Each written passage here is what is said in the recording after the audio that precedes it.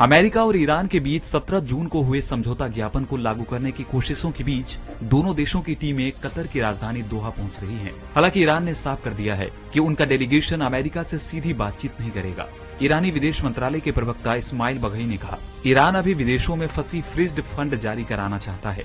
जब तक इस दिशा में कोई काम नहीं होगा तब तक वो आखिरी शांति समझौते पर आगे नहीं बढ़ेंगे। वहीं अमेरिका के विशेष दूत स्टीव विटकॉफ और अमेरिकी राष्ट्रपति डोनाल्ड ट्रंप के दामाद जेरेड कुशनर भी दोहा पहुंच चुके हैं। वे कतर और पाकिस्तान के मध्यस्थों से अलग अलग मुलाकात करेंगे। बैठक में युद्ध विराम, होर्मुज स्ट्रेट से जहाजों की सुरक्षित आवाजाही और 17 जून को हुए समझौते को आगे बढ़ाने पर चर्चा हो सकती है। वहीं संयुक्त राष्ट्र में अमेरिका के राजदूत माइक वॉल्टर्स ने बताया कि होर्मुज स्ट्रेट से अब तक 2500 नाविकों को सुरक्षित निकाला जा चुका है।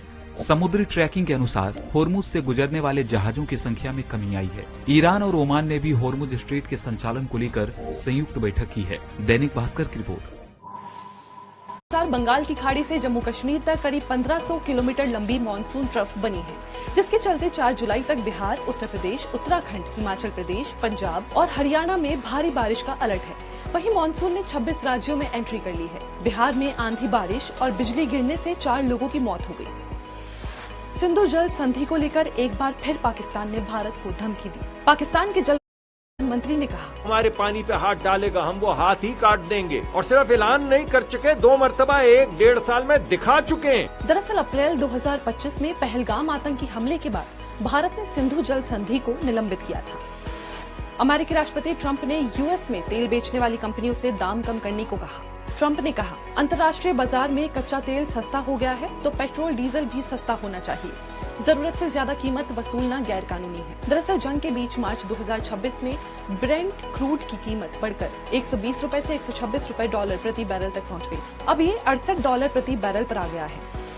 अब व्हाट्सएप यूजर नेम के जरिए चैट की जा सकेगी। कंपनी ने 29 जून से दुनिया भर में यूजर नेम रिजर्वेशन शुरू कर दिया है। इसकी प्रोसेस काफी आसान है। व्हाट्सएप को लेटेस्ट वर्जन में अपडेट करें, सेटिंग्स में जाकर अकाउंट पर टैप करें, यूजर नेम विकल्प चुनें, उपलब्ध यूजर नेम चुनकर कंफर्म करें। सरकार ने बताया है कि पेट्रोल में 20% एथेनॉल मिलाना अभी एक एक्सपेरिमेंट है। सरकार के मुताबिक इसके नतीजे अगले साल तक सामने आएंगे। वहीं सुप्रीम कोर्ट ने कर्नाटक हाई कोर्ट के उस आदेश पर रोक लगा दी है जिसमें एथेनॉल की खरीद बढ़ाने पर विचार करने को कहा गया था। ये सुनवाई बीपीसीएल की याचिका पर हुई। कोर्ट ने फिलहाल सरकार की मौजूदा नीति में कोई बदलाव नहीं किया है। ये खबर जरा हटके है। 17 साल तक नौकरी करने वाले एक कर्मचारी को बची हुई चाय पत्ती और बिस्कुट घर ले जाने के आरोप में 2022 में नौकरी से निकाल दिया गया था। अब 4 साल बाद झारखंड हाईकोर्ट ने उसकी बहाली का आदेश दिया। अब राम मंदिर चढ़ावा चोरी मामले में ओवैसी का ये बयान सुनिए। अगर ट्रस्ट में गलती हो गई, उस ट्रस्ट में एक मुसलमान को तुम मेंबर बना लेते और बाद में जब ये घोटाला सामने आया तुम उस मुसलमान को ले जाकर एनकाउंटर कर देते, बुलडोजर से उसका घर तोड़ देते, केस क्लोज। और अब photo of the day. MP के जबलपुर में बरगी बांध का पानी 15 साल में सबसे कम हो गया है। सूखी जमीन पर फंसी पुरानी नाव देखने और सेल्फी लेने लोगों की भीड़ जुट रही है। अब एक नजर शेयर मार्केट पर। सेंसेक्स 250 पॉइंट्स घटकर 76,479 पर बंद हुआ। वहीं निफ्टी 81 पॉइंट्स घटकर 23,866 पर बंद हुआ। और अब आज के बड़े इवेंट। केंद्र सरकार की नई ग्रामीण रोजगार गारंटी योजना विकसित भारत जी राम जी पूरे देश में लागू होगी। जापान के पीएम साने तकाइची 3 दिन के भारत दौरे पर आएंगी। वे 16वें भारत जापान एनुअल समिट में भाग लेंगी। और अब आज का इतिहास। 1 जुलाई 1955 यानी आज के दिन स्टेट बैंक ऑफ इंडिया की स्थापना हुई थी। ये भारत का सबसे बड़ा और पुराना बैंक है। इंपीरियल बैंक का अधिग्रहण कर इसे नया नाम दिया गया। देश के 1/4 मार्केट पर इसका कब्जा है। पूरे देश में इस बैंक के 23,000 ब्रांच और 63,000 से भी ज्यादा एटीएम है। बैंक का कारोबार 36 देशों में फैला हुआ है। और अब थॉट ऑफ द डे। बातों से नहीं, व्यवहार से चरित्र बनता है। फिलहाल मॉर्निंग न्यूज ब्रीफ में इतना ही। कल सुबह फिर होगी मुलाकात। तब तक के लिए देखते, पढ़ते और सुनते रहिए दैनिक भास्कर न्यूज ऐप।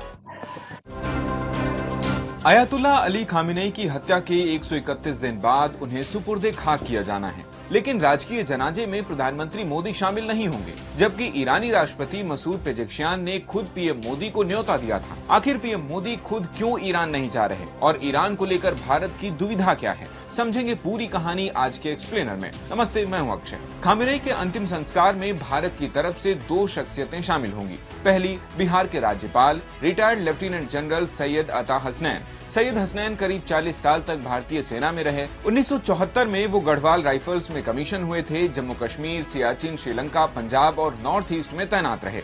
वे एंटी टेररिज्म स्ट्रेटेजी और डिप्लोमेसी एक्सपर्ट माने जाते हैं।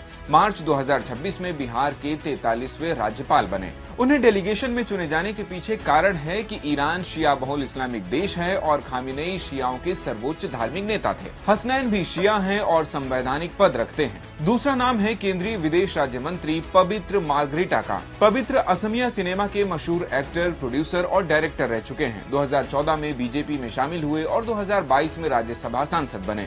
जून 2024 में उन्हें मोदी कैबिनेट में विदेश और कपड़ा राज्य मंत्री का प्रभार मिला। पवित्र डिप्लोमेटिक प्रोटोकॉल के तहत ईरान जा रहे हैं। वे भारत और केंद्र सरकार का प्रतिनिधित्व करेंगे, पर न्योता मिलने के बावजूद पीएम मोदी खुद क्यों नहीं गए? खामेनेई का राजकीय संस्कार 4 से 9 जुलाई के बीच होना है। पीएम मोदी का शेड्यूल पहले से तय है। 1 से 3 जुलाई तक जापानी प्रधानमंत्री सनाए ताकाइची भारत के दौरे पर रहेंगी। फिर 6 से 11 जुलाई तक पीएम मोदी इंडोनेशिया, ऑस्ट्रेलिया और न्यूजीलैंड दौरे पर होंगे। जेएनयू में